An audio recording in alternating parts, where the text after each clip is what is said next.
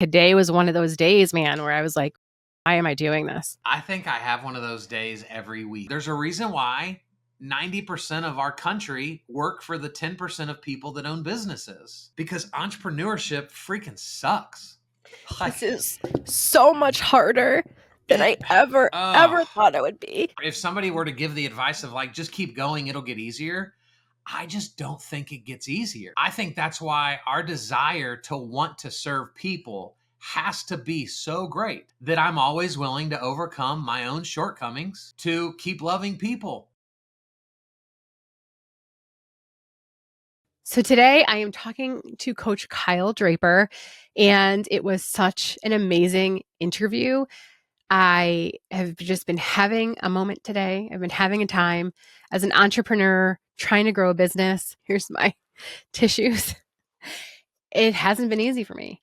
I didn't realize how hard this would be. Despite having over 20 years of experience in media, I don't have, experience in business and growing a business and what this is going to take. I complained, about working for corporations and making other people money. What if I doubled down on myself and gave myself the opportunity to grow a business and, more importantly, help people? I didn't know how hard this is. Didn't know how hard this would be. And this conversation with Kyle, I cried. I cried. And I'm really appreciative for him holding space for me, not making me feel weird or dumb. And quite honestly, he sort of took that curtain, behind the Wizard of Oz and brought me behind the scenes with him growing a business and was very honest with me. And so I appreciate you, Kyle, so much for that. I hope you guys enjoy this episode. Hi, everybody. I am with Coach Kyle Draper, who I met while we were in Dallas. And I immediately ran to you, I think, after you gave a speech Pretty quick. for Black Diamond Club. Because of this amazing book and because I love meeting people that are in the same industry as I'm in and do what I do. Me too. What's your short version of what does Coach Kyle Draper do? Do you want to tell that to everybody? So, gosh, I do so many things, average at best, I think. I own several companies. I travel and speak, and I am now a 2-time author, one of which is a bestseller, and it's not the purple one. So we're kind of working on... Is it the green one? Is it the green one? So, we're working on getting the purple one to get to trend and become a bestseller. But that's basically me. I coach, teach, speak, love on, and encourage people to put themselves out there on social media. I'm so glad that I got to share space with you today because I got sucked into imposter syndrome really bad today. Okay. And I think it stemmed from researching you and going down that rabbit hole and looking at all the things that you're doing and that you've accomplished that I haven't been able to do yet. And it really impacted me today. It was bad. It's been a bad imposter syndrome day. If you really think about it, there's probably nothing that I've done that you couldn't choose to do right now. You just haven't chosen to do it, right? I used to feel that way when I'd meet people that I see. Now I know we're not supposed to do this, but secretly I'd be I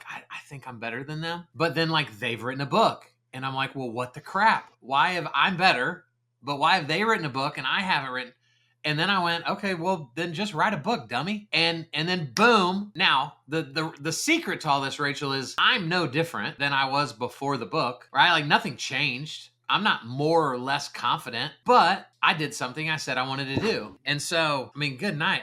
In just my time with you, you're way more talented at all this stuff than I am. Well, and after this conversation, I want to talk about one of your businesses, which is about content creation, right? I call it batch creating. You call it what? You call it content compounding. And then you started a company where you help people with their content. Explain a little bit about what the company does. At the end of 2019, so as of right this second, my main industries are real estate and mortgage. And so we're working on branching out, and really we help anybody that needs people to sell something to, but that's been my niche for several years. And so at the end of 2019, I got invited to speak at the National Association of Realtors year event. And so there's tens of thousands of realtors that attend this event. I called it my coming out party. Nobody knew who I was. And then I spoke at NAR and people were like, who is this guy? Where did he come from? I love him. I need more of him. Well, that happened November of 19. I booked probably a dozen speaking gigs all over the country for 2020. And then this little thing called COVID happened, and all of those events didn't happen.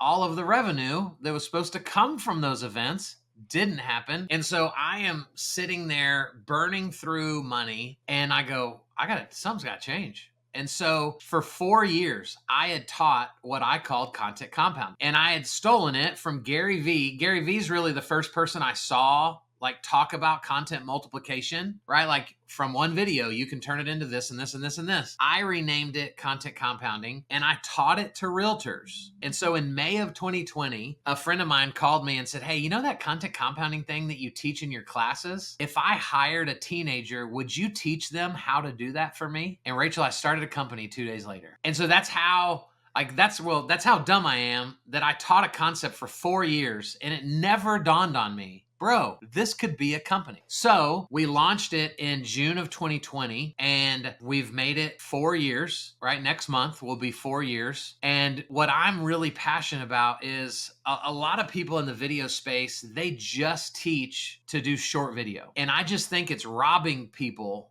of so much more, because as long as you're only operating in 60-second clips, you're acting, right? Like that's what you're doing. And so I just looked at it and was like, I don't ever look at my shorts and go, that's Kyle. It feels like a fake version of me that's performing. And in my years, so for your audience that doesn't know, like I was a pastor for 10 years. So I'm accustomed to speaking for 30, 40 minutes at a time. And what I've found with longer videos, we say things that we never planned on saying because we've settled into a rhythm where we are the best version of ourselves. And so we get better shorts from clips of longer videos, in my opinion, than by just performing for shorts. So our entire company is based on you record long form content and then we 4, 3, 2, 1 it. So we edit it for YouTube, but then we create 4 reels from it. We create 3 quote graphics from it. We write 2 email copies from it, and we write 1 blog post from it. God, So I our love clients, that so much. our clients get 40 pieces of content a month for an hour or less of their effort. I love this because I preach it to everybody that comes to me to batch create. Yeah. My whole platform is YouTube should be your anchor. Long form needs to be your anchor. Yep. Nobody can get to know, like, and trust you in 30 seconds or less. That's right. I'm not saying don't do the trending videos. That's fine. Do trending videos, but back it up with personality. Back it up with something of substance. And so for my own brand, what I realized I was getting caught up in, which is why the imposter syndrome, I think, sort of bubbled up, is because I haven't allowed myself the time to create in the way that I've wanted to. I have so many videos. I'm hiring more editors now that will just be for me, because each editor that I hired then was for a client, right? Like, oh, then I would get more clients. And then it was like my stuff wasn't getting done. And so I've been preaching like YouTube needs to be your anchor. And then I realized like, wait, I'm not doing the same things I'm preaching. I'm not doing any of the things I've been teaching anybody. And because I couldn't get to editing as quickly as I could, and the person who's going to start for me starts in like a few weeks, I decided, F it. I'm going to do a live. I'm going to go live, ship it, post it. It's done. And then after the fact, when everybody starts and I have everybody acclimated to my voice and how to edit, then we can edit these into short. I have all the long forms I need. And I think that live streaming is such a tool that is underutilized. And I know people get scared to go live, but like no one's watching right now, my YouTube, the Twitch, and Facebook. Like do the thing and practice. And you don't know what it's going to be like until you do the thing. I think we all get scared, like we're going to fall on our faces, or what if I mess up? Yep, you're going to mess up. You will mess up. Does anybody care? No. And that's what I teach everybody. Nobody cares. So I think they actually do care, but I think they care in a good way. Oh, they want to see the mess up. Like I think when I flub a word, I think it shows people like, oh, he's like me. If I were to be flawless, right? Like now I'm untouchable and I'm not relatable. And so I think there's such value in almost messing up on purpose. I will coach, like when I'm coaching realtors, right? They do tours of homes. I will coach them fall up the stairs. Now, don't fall down the stairs on purpose. That's harder to judge. But like trip up the stairs on purpose so that when your friends watch it, they're like, there's my ditzy friend, right? That's why I love her so much. But so many people won't do it because they've been convinced if I show up on the internet, it has to be in the absolute best way possible. And I think it does the opposite of what we think it does. That happened with me. One of my first clients is a real estate agent. So I totally understand like your ideal client and who you're trying to reach and who is reaching out to you. Because, I mean, there's 3 million of them, right? Yep. Well, how are you going to stand out amongst the crowd if you're not going to talk about yourself? Right. You all have those fancy like home drone videos and like the fancy like quick reels with the music. You're all doing that. Level playing field is here now. How are you going to rise to the top, right? So like, don't stop doing those things, but how else are you going to add to that? I totally get trying to package yourself in this perfect way, but there's something so beautiful about our mistake and about our imperfections. Yeah, but to get there, like for your client, we have to totally reshift the mindset they have or rethink, I guess, to stay in brand to my book, what we're doing on social. You know, most business people wouldn't pay any attention to social if it wasn't for their business. So we see Facebook, Instagram, TikTok, LinkedIn, YouTube, Snapchat, like they're all business tools. Therefore, we have to show up business all the time. And what you and I think have done at a high level and are helping people figure out is, whoa, bro, you're a human being before you're a realtor. You're a human being before you're a chiropractor. And so if you can't figure out how to be relatable to people and be social here, no one's going to show up only when you want to give a business lesson. They want to relate to you based on your fashion sense. They want to relate to you based on your season of life, whether you have kids or you're both married, or you both love dogs or cats or whatever. And so you have to get in a brand new mindset to be willing to put that out there. You know, when I've got people over here that we're like I've got, you know, a friend that's like a 10-year veteran of divorce. And so we're creating content that's about them, like helping people like not get divorced and talking through stories that like truly dealt with pain. It's a process. And I think a lot of times when we tell people, like I help people tell their stories, I help entrepreneurs, business owners tell their stories. And I think people think like storytelling is from ego, and it's not.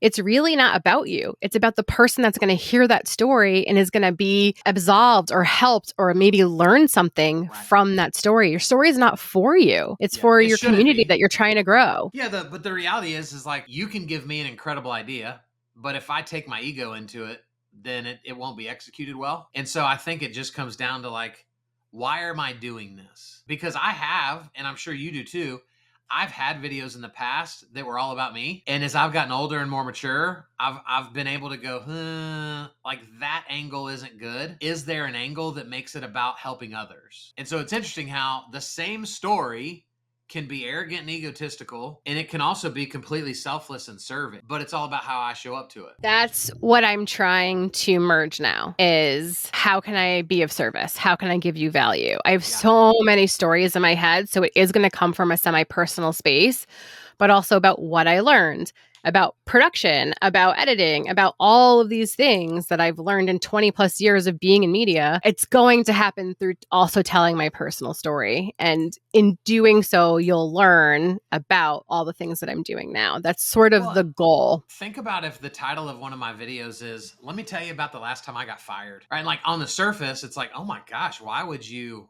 air your own dirty laundry? But if I believe that I learned from that experience and I'm better because of that experience, why would I not want that story out there so people could see the integrity and character that I have, you know, the humility that I have to put something like that out there. But again, if you're all about business, that just will never make sense. What is so funny is because I have a radio background, I was a character on a radio show. So like giving of myself and showing my mistakes has never been an issue. Yeah. It's now that it's flip-flopped to a business that I'm choosing to grow, not necessarily exponentially as you have with yours. I still want to kind of stay boutique, but it's almost like every day I find an excuse not to focus on my business because it scares me so much. Does that make sense?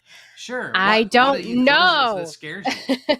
I think that I've been working on my definition of success, and I've also been working on my relationship with money. Okay. My relationship with money isn't a healthy relationship, if that makes sense, in so much as I've always had amazing opportunities, right? I've never had my own business that I've had to grow and then therefore pay other people that are helping me to grow the business. Yeah. So I'm having a really rough time with what I tell all my clients, which is so funny. I always say you have to invest in yourself. It's going to hurt before it gets better. right? Yep. Yep.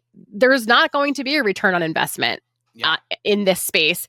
Not in 6 months, maybe not even in a year. If you're showing up consistently, I'm going to do the best that I can for you. Like, we'll do all the things, right? The SEO, the hashtags, the tags, the descriptions, using the keywords. We'll do all the things, but I can't guarantee that someone's business is going to grow in the way that they hoped by doing social media and YouTube and creating videos. Right. And so what's so funny is I'm going through the same thing that I tell my clients you're going to go through. I'm in that, like, those growing pains as a business and realizing, like, it's going to take money to make money. And I have to really believe in what I'm doing. And I do. It's just like today was one of those days, man, where I was like, why am I doing this? I think I have one of those days every week, right? Because, well, the danger with comparison is for every one person I can find that I'm better than, I'm going to go find another dozen that I'm not. That was today. I Right. was like, why am I doing this? Because like at the peak of my company, and we've actually shrunk some since then, because again, the industry I'm in, when it's bad, well, we struggle too, right? Because we serve the industry. And but at the peak, like, my payroll was over 20 grand a month. And when I was a youth pastor, I was making like 4 grand a month. And so I remember looking at my wife one day going, honey, my payroll is 5 times more than I used to make a month. How did this happen?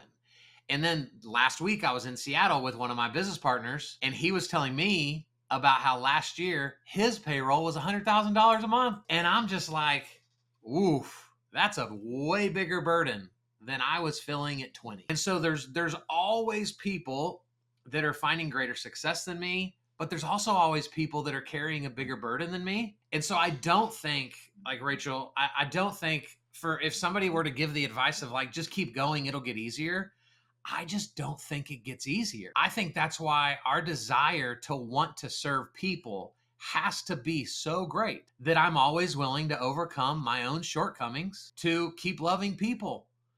Right. And I think that's the only answer. And so, I hate that like I had something to do with your shortcoming today. It's not. No, it's Because good. if you lived in my head, you'd be like, holy crap, Kyle's way more effed up than me. But on the surface, I've figured out how to make it, like I'm a duck. Like, I look very majestic on the water, but underneath the water, my feet are like, no, gosh, we're about to go bankrupt. Oh no, what's happening? It's just hard. There's a reason why 90% of our country work for the 10% of people that own businesses, because entrepreneurship freaking sucks. This is so much harder than I ever thought it would be. It And is. It's so hard. And your employees will never understand, right? They'll always keep asking for more, and they should, right? Like, it's not their job to like be beggars and be broke, but until you've been one, it's just like, I can't tell my wife, like, on her hard day as a mom, I can't go, honey, I understand, because I don't. I'm a dad. We have the easiest job on the planet compared to what moms do. And so watching my wife be a mom is both the most beautiful thing in the world and the most brutal thing in the world. And it doesn't make it not worth it, even on those bad days. And so, while you're, crying and having a rough moment, the bottom line is this: are you going to quit? no. Right? So we're going to suck it up, and we're going to have bad moments, and we're going to believe that these bad moments are going to result in incredible breakthroughs for the people we get to serve. And I think that not enough people talk about it. So I'm thankful to you for being honest with me about it. I know the goalposts will always move. It will never be enough. I know that it's a 24-hour-a-day job. I get it. And I think that, like, God, the universe, source, whatever, gives me these moments so that I can say, like, but I'm not giving up. But yes, today was hard, but I'm still going to do this tomorrow. And I truly believe, like, that's why I have these moments. It's just, well, and let's pull the curtain back even further. So at the end of 2022, we had, I think, just under 60 clients in Content Compound. We're doing really good revenue. Like, it was very profitable. And then when the housing industry did what it's done, like, now, as of today, we have 18 clients. So I mean, we've gone back way more than I would have ever liked. And I think our profit margin, like our profits last month were like $1,200. It sucks. But in our slowing down, we've been able to kind of pivot our clientele, which would have been harder when we were bigger. We've changed some of our offerings, which would have been harder when we were bigger. And then we've moved some people into different seats on the bus. None of those things are possible if we were to have still been at the size we were. And so now I truly believe we have the ability to scale much bigger, but it needed that slowdown for me to even get into that headspace. And so as much as it sucked from a revenue perspective, there's been unbelievable things that have come from it.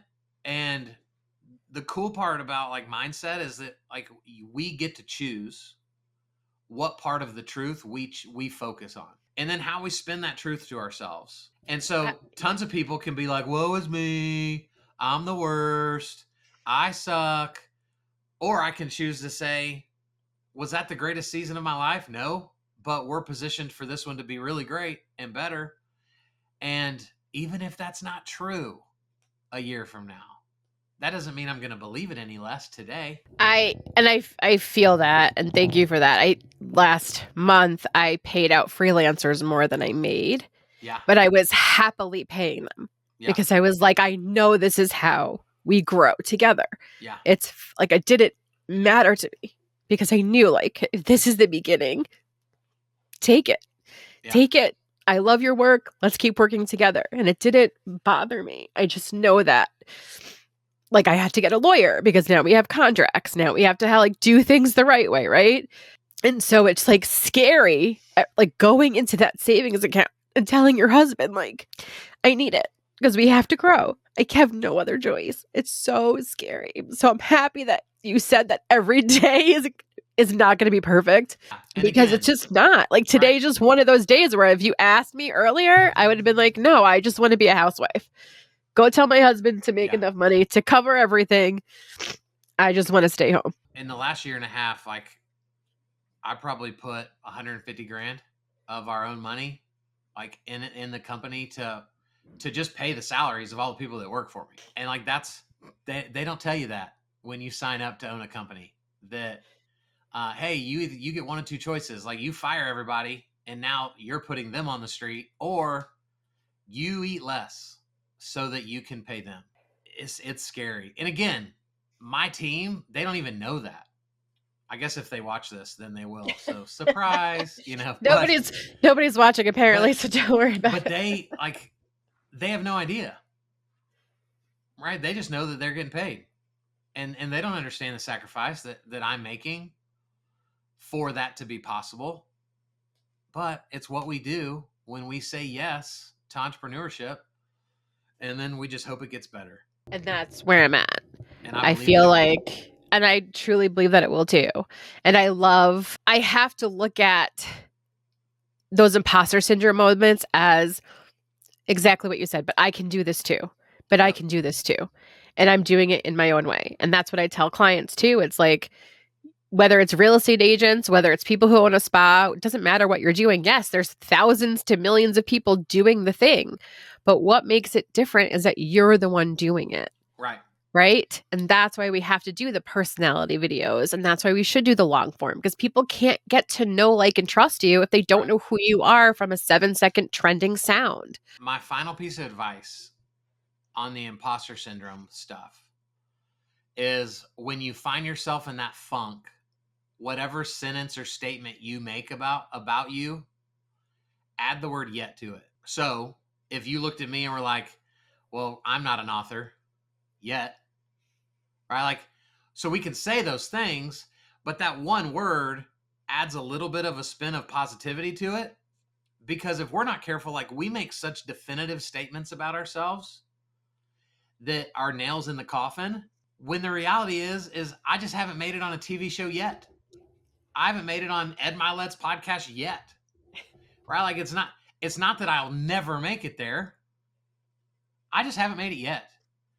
And it's wild for me how those 3 letters can so profoundly shift my mindset because it keeps me in the vision of it will happen.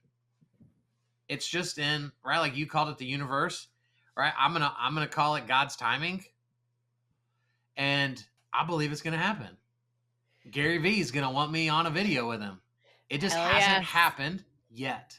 I love that shift. So I appreciate that. I'm going to add those 3 little letters to everything I say now. When I quit radio to focus on this little business, it actually took me a while. It took me a few years to flip that negative mindset because it was so negative that I had to reprogram my brain and retrain myself to think differently about myself first before I could help anybody else. And that work took way longer than I anticipated it to. So I think that, like, in my head, oh, if I had started this business when I left radio for another opportunity, I would be so much further along. And then the new thing I had to remind myself is I'm not on a timeline. I'm not on your timeline. Right. You're not on my timeline. Yep. Right? The goalposts will always shift. I have to do it in the time that I'm allowing myself to do it. And I have to be okay with that. But isn't that what's like what I love about social media right now is Oprah could see my next video and my life will literally alter overnight. Right? Like that's real life, right? Somebody could show Gary Vee my next video, like, 20 years ago, it was easy to go, wouldn't it be cool if, like, Oprah picked my book for book club? But, like, that wasn't real life because we didn't have access to people like we do now. But it's absolutely true right now that we've never watched more millionaires happen because of the power of the internet than we're seeing right now. And all those people's story is nobody noticed until they did. Nobody cared until they did. And so there is always that chance, which is the hope that I love to have, because I truly believe, like, Oprah's going to know who I am one day. I live in that delulu, like that delusional space. I live in that all the time because I've seen it happen. Right. But if we're not consistently showing up and we're not doing the work, right, then it can't happen. And so I had to have that come to Jesus meeting with myself where it's like, okay, I'm taking all of my time up with my clients. I can't edit all my own stuff the way that I wanted to. Right. There's only 24 hours in a day, which as an entrepreneur, goes so fast. You just you turn your head and you're like, wait, what? Yep. It's the end of the day. We're done. And so I've really tried to just have that moment of, like, do you really want to do this? Because if you do, it is only going to get harder. Yeah. And so I'm in that space. I'm happy to keep growing. And now it's time to start showing up consistently with the content, which I haven't been able to do. But I'm, like I told my husband, I have to hire an editor just for myself, for my stuff. And also block out time to do it because I kept saying yes to clients, right? Because we want the money. Are all your editors stateside? Yes, which is the other conversation I do want to have with you off live. Yeah, because we had that conversation. And again, right, I'm not trying to take jobs away from anybody because I don't know if we talked about it, but when I started my company, my hope was to help stay-at-home moms make some extra money.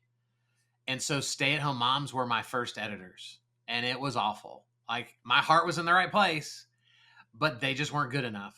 And so I moved some of those moms into different roles in my company, which several of them still work for the company, but we had to pivot because that wasn't sustainable and the profit margin wasn't where it needed to be. It changes the game when I know that I've got people on the other side of the globe that I can just record a video to and shoot it over. And then, like, the magic starts to happen and I don't have to do anything. And so, I think at some point you're going to have to adopt both. I don't think you've got to, like, get rid of but, like, maybe your personal editor is a VA, but that's the road I'm leading down. So I'm teaching these freelance editors stateside how to think like I do. Does that make sense? So that eventually they would be the leads on outsourcing the edits so that it's not all coming to me. Like, would Rachel like this for the client or for myself? Yeah. that they could say, okay, Rachel wouldn't like this, go change this. Does that make sense? And then it Absolutely. comes to me for final edits, for final review. Because I'm building out my own YouTube channel. I'm building out 2 clients' YouTube channels. Yeah. YouTube edits are not easy and they are very expensive. So when you're doing the flashy YouTube, changing something every 4 seconds, every 4 frames, do you know what I'm saying? Like those, like Mr. Beast edits are not cheap. Right. So I'm not going to be anywhere near Mr. Beast edits, but long form costs more money. However, when you do it in this way, like we're doing now, live stream, it saves to your YouTube. You take that YouTube URL and then you outsource editing the short version and then have someone else cleaning up, right? You put your intro, you put your outro, whatever sponsorships, have them write the description and it's done for you. We also have to remember, and I think we can kind of screw our people over. And again, we're not doing it on purpose, but like you just mentioned a Mr. Beast edit in a conversation that you and I are having as normal people. Right. And like, I've read articles about like Mr. Beast has spent over $1 million just testing the thumbnails of the video. Yes. Right. So I think we have to be careful too, to go like, what is minimum viable? Like, where is my client coming to me and where can I elevate them to at first without breaking the bank, so like right now, like inside of content compounding, it costs me $7 to have a full YouTube video edited. Like that's that, and it's an hour. Holy shit. It's an hour long edit. And now I'm not going to go, it's pretty close to Mr. Beast. It's not close to Mr. Beast. It cost me $7. They clean it up for you basically, right? No, they make it's a full edit, right? Oh my God. But it's not a Mr. Beast edit. Okay. But it has Mr. Beast qualities. And again, before my edit, my client did nothing. So to try to convince somebody like, hey, let's go from 0 YouTube presence to Mr. Beast presence, like that's not even a fair assessment. And it's also not even possible because there's a reason why there's one Mr. Beast. Exactly. Right? And so, you know, my team, we just had this conversation a couple days ago because we just started doing a really cool edit on shorts. But when we looked at the numbers, that one short was costing us $42 just to pay our VA. And so we looked up and we're like, guys, if we times this by 16, which is how many short videos our client would get over the course of that month, our profit margin is like $8. Like we can't do a business this way. So I had to lead my team and say, what can we do? And then what do we need to give up, but still do really good quality work?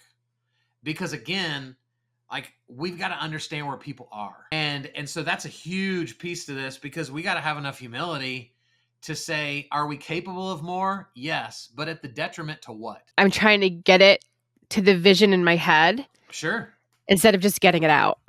Like and I'm the opposite of you. My team's like, bro, we need to do better edits. And I'm like, I don't care. I just want it out there. Yeah. I need to get better at just shipping it. Like just do the thing. It's done. It's out there. That's why I challenged myself this month to do live a day because I can't change it. It's there. It's saved. It is what it is. Yes. Can I repackage this and put it out? Yes. Is that the goal? Absolutely.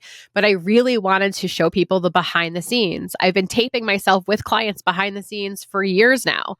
I have so much footage of behind the scenes because I was like, okay, how can I close that gap of instead of taking what I taught this client today to a podcast episode that I'm going to sit and do all the things with and then have to plan out and then take more time to wait for it to be edited, right? And like polished up. Or can I just record us doing the thing and just use that?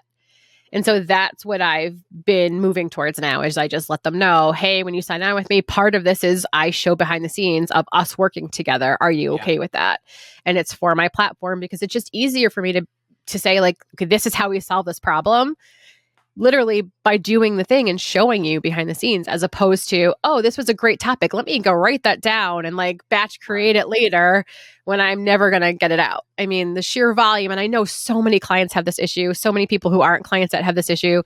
How many videos are on your camera roll that you just didn't do? You didn't edit. right? You were like, oh, I don't know how to use CapCut, or oh, I don't like, using the Instagram app. I don't, whatever it is, whatever the excuse is, right? Or we don't have time. I'm tired of that excuse. I'm tired of making that excuse because I know there's answers.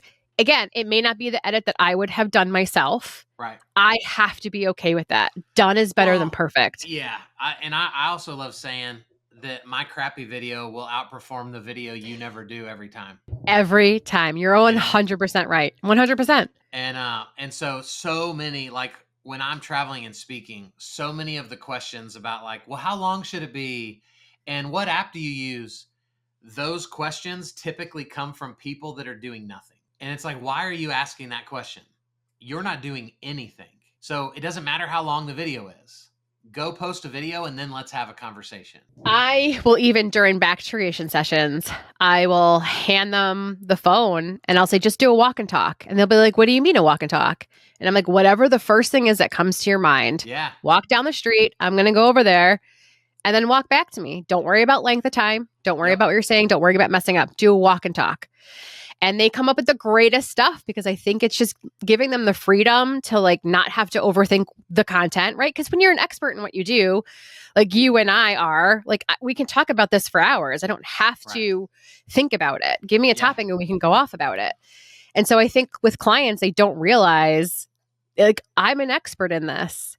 And until I challenge them, just do a walk and talk. Just walk and talk. It's okay. They don't realize, wow, I really do know this stuff. Oh, I really can do this. Well, so I love that, like thinking outside the box when it comes to content. I think I love that you called it a walk and talk. I don't know if I've heard anybody call it that before.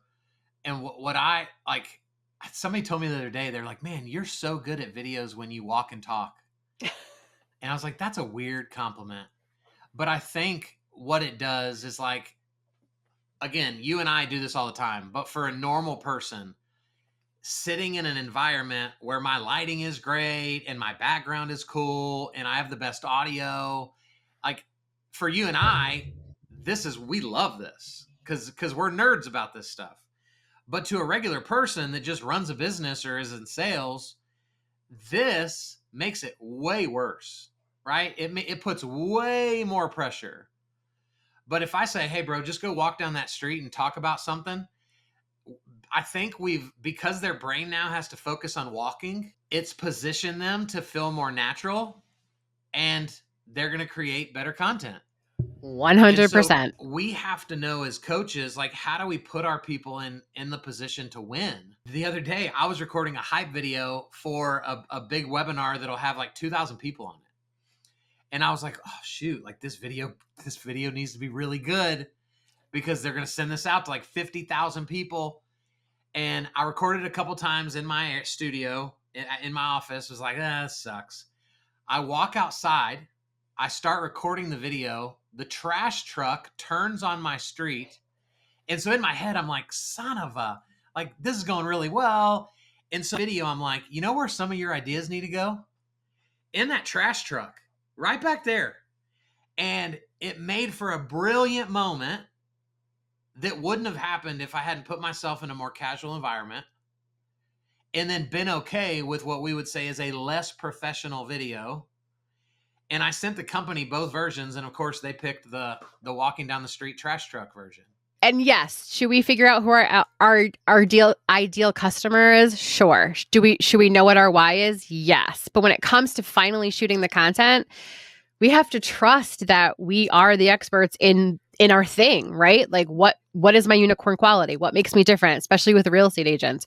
What makes you different? Talk about that. And so I absolutely love that. Like just love getting people out of their head. And when you throw them the phone and you just say, go walk and talk, just do it now. Because people are scared of me sometimes, I think. They just want to do what I tell them to do. They're not overthinking it either. They're doing the thing that I told them to do. And I 100% agree. I think it's because your mind is worried about walking and not falling. Yep. Your brain can just free flow and you get the greatest content from a walk and talk. It's so good. If you and I were walking together, you wouldn't be like, hey, Kyle, don't talk to me right now. It's too hard for me to focus and I'm going to fall. No, like we're going to just both walk like normal humans and have a conversation. And that's the way we want it to feel anyway. Like I early on, like I wanted people to be impressed by me, but now, like as I've gotten older, I just want people to go, man, I love that you're the same Kyle on your videos as now you are in real life. Like when I meet you at an event, I want you to go, I don't want you to go, oh, the online version of you is better. I want you to think we're the same. I absolutely love that. And the other advice I give is if you are going to promote something, right? So, like, say you have a script in your head of something that you're promoting or something specific, I will tell them just pretend like you're FaceTiming me. You're just talking to me. And like, imagine calling me up and be like, oh my God, this is the greatest thing that ever happened. Or like, this is what's happening. How would you tell me, or your best friend, or have somebody in mind that you're talking to when you turn that camera on and you press record? And that works as well. It sort of gets them out of their head of what it is they want to say and into just doing the thing, giving the information, give the value. And so I love that I've been able to help people with that as well. So in this social media world, with I think a lot of people moving to entrepreneurship, right, and trying to own their own businesses, what advice would you give to somebody? They've created their LLC, they have their EIN, they're so excited, they have their ads on Instagram, TikTok, Facebook, YouTube, Twitch, all the places, and they're starting at zero. What advice would you give to somebody who's just now pivoting to entrepreneurship and starting with nothing? It's a great question. I would do two things, and I'm sure there's a million that other people could say they should do. The first thing I would do is I would, as fast as possible, try to get to 20 videos, and I'd post all of them at the same time.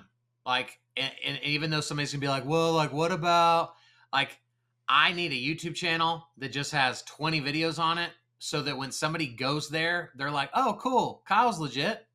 He has 20 videos. Right? On Instagram, nobody's going to probably scroll further back than 6 or 8, lines.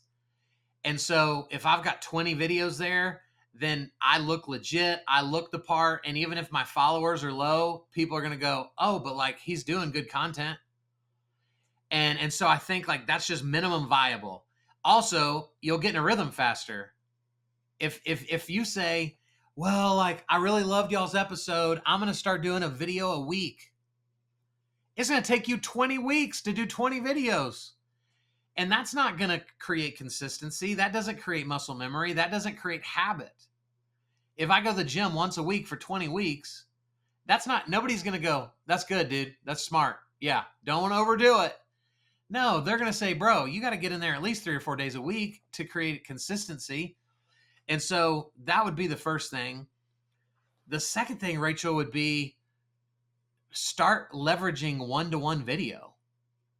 That's become my favorite thing to coach because nobody's afraid of one-to-one video, because our greatest fear is judgment. Our greatest fear is saying something, wrong publicly. Well, none of that exists if I'm texting you a video, but I'm still working those muscles. And so I have clients that I'll encourage them to do 30 straight days of private one-to-one video. And it's unbelievable how on day 31, they're like, wow, I'm more comfortable to do a reel. Well, duh, you just did video 30 days in a row. Of course you're more comfortable. You're more confident. You've looked at your face more. You've heard yourself talk more. Like all those fears that we don't know how to say, we've minimized all of them by simply practicing in private. And so that, like, those would be, as the video guy, those number 3 would be to buy my book, right? That would be my third one. Rethink everything you know about social media. Because my belief is this, like, a business that knows how to be in front of people is going to win more often than the business that's not. And so if you can tackle that from the onset, you're going to get more opportunity because of the freedom that comes with getting in front of the camera from anywhere at any time. So that's what I would do first. Because I feel like I'm in that space where the followers that I had were all from radio. So they know a different version of me. Sure. Does that make sense? Yeah. They don't know this version of me. Yeah. So I feel like this version of me is starting at 0. And I understand like how scary that can be. But like you said, unless we start showing up, unless we start doing the thing, we don't know. Yeah. We don't know. And so, yes, are there companies like yours and mine that can help people? 100%. But are there easy ways of just doing the thing and posting it, not worrying about a cover photo and not worrying Right. about how beautiful it looks, and not worry about curating, colors on your Instagram feed so that it looks beautiful? You don't have to do that yet. You just have to show up. Rachel, I have over 400 videos on my YouTube channel, and I don't optimize any of it. Like, I probably should by now. But like, my opinion of it is I'm in front of people all the time. So I don't really need new people. I just need to not look stupid when people go look me up. And so when you go to my YouTube channel and you go, holy crap, look at how many videos this dude's done. That's a good thing, right? Whether one of them is popped off for 100,000 views or not, who cares, right? I think we concern ourselves with the wrong metrics. And so you should be so much more focused on volume right now than the quality. And then you can pivot as you go. But the reality is like, how do you hit more home runs? By getting more at bats. I think that a lot of people do need to utilize, if you're having imposter syndrome, if you think I can't do it, if you think I can't be as good as Kyle is, go to your favorite YouTuber's platform and click oldest. Right. Click videos and click oldest. And that will literally change your whole view, my gosh. I think. Because when you go look at that person's oldest video of when they started, I watched yours and it made me feel so good because I was just like, oh my God, like but you're doing a thing, you were showing up for yourself, right? And so it made me feel really good. I do it all the time because I'm like, I had a client who had seen somebody in real estate who was amazing at his content. And he's like, that's what I want. And I was like, you have 0 videos right now. I said, click on that guy's oldest video. And he did. And he was like shocked. And I was like, that's where you need to start. That's where we're starting. You are not there yet. He's been doing this for 10 years. You are not there. Do you know Sean Cannell? I've heard of him. So he and I were actually both pastors. Like when we met, he hadn't become like Think Media, which now he's grown like multiple million, subscriber channels. And Think is huge. It's a great channel. It's amazing. And if you go look at like the content they're creating, like we suck. Like I'm the worst compared to what they're doing, but he'll show his very first video. And like my first video was better than his first video. And so we always have to make sure that like we're comparing apples to apples. And even like for me, right? People always say like, man, you're so good on video. You're so well-spoken. And I'm like, I was a pastor for 10 years that spoke hundreds, if not 1,000 times before I ever did a video. You've never spoken in front of people.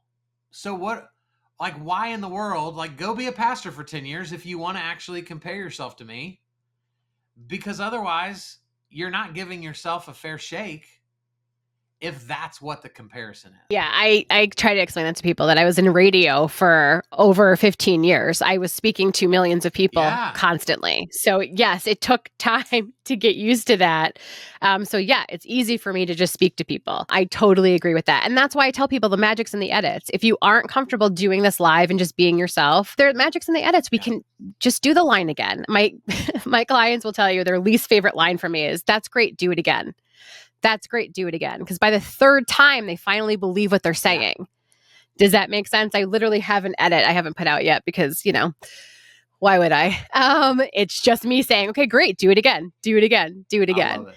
Because the magic's in the edits, you guys. If you're self-taping and you're not hiring people to help you, it's so easy. Just say the line again. And usually by the 3rd time, you believe what you're saying.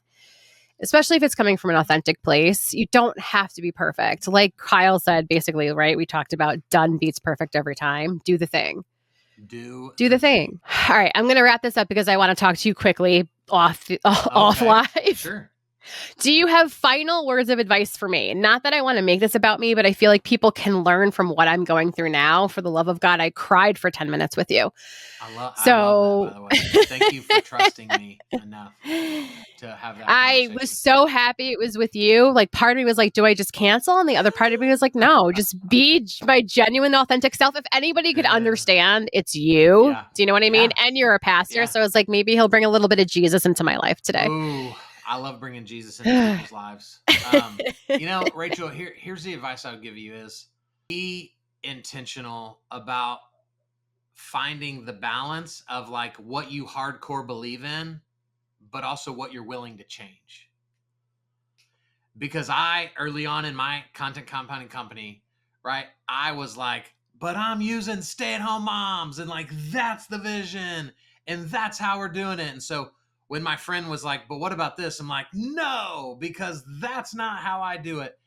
And if I wouldn't have been willing to change, my family would live in a cardboard box on an overpass somewhere. And I think too many people just stay completely bought in to like, but this is how we've always done it. And you run yourself into the ground. And like, I guess you could be really proud of like not coming off of your beliefs but like, at what expense is it worth being right? And so the faster I pivot, the better things go, the healthier my company becomes. And ultimately, the more money I make, which when I'm making a lot of money, everyone is winning. If I'm broke, everyone is only winning for a limited amount of time. And then we're all losing. And so that would be my advice is just, be aware of what you're, standing on your high horse for, but be very quick to go, that was wrong. Let's change. I love that. If people want more information, kyledraper.com, right? Yep. The book is available on Amazon. It's also, I think it's on your website too, but you have so much value on your website. Go to kyledraper.com if you want more information. Here's his book. It's absolutely amazing. I actually bought it with my money because I wanted to support you. Thank you. Well, I mean, it means a lot. I know what that's like when sometimes you feel like you're screaming into the void, right? Oh gosh, yes. I mean, I've got how many followers on Instagram? Like, I think 13,000, which for me is a lot. You have more followers than me. So what are you feeling bad about yourself for? Because they don't support, they don't interact, they don't engage, and they don't convert. Yeah. And so it's like, then do I really have followers? Yeah. Am I really building a community? And are those my people? And those are the things I have to really figure out and ask myself. Do I start from scratch at zero and say, well, this is who I am now? I don't know. I don't know either. Maybe we'll talk about that offline. I know. All right, everybody. If you're watching this live, Kyle, you stay there. Don't go anywhere. Thank you for everybody who was watching this. If you're watching this live, no one's watching it live, which actually is, by the way, so I love it because I can just do the thing and not feel like, oh my God, I have all these people watching. When no one's watching, I can just be myself and post it. Well, and isn't that, before we end this, isn't it interesting? Yes. Like everybody wants more followers, but then when I say, but your content sucks, what would you do with more followers? You would just burn through people that are like, ew, unfollowing her, so like maybe there's a little bit of upside into building something in the dark because we can make mistakes and we're not as fearful of them because nobody's there to, point fingers and laugh at us. And so I'm thankful for the shadows sometimes. That just, wow. Building something in the dark is like, that was amazing because that's how I feel, but I'm loving it. Loving every second of nobody watching this. Yeah, me too. I'm just like, whatever. I can make mistakes.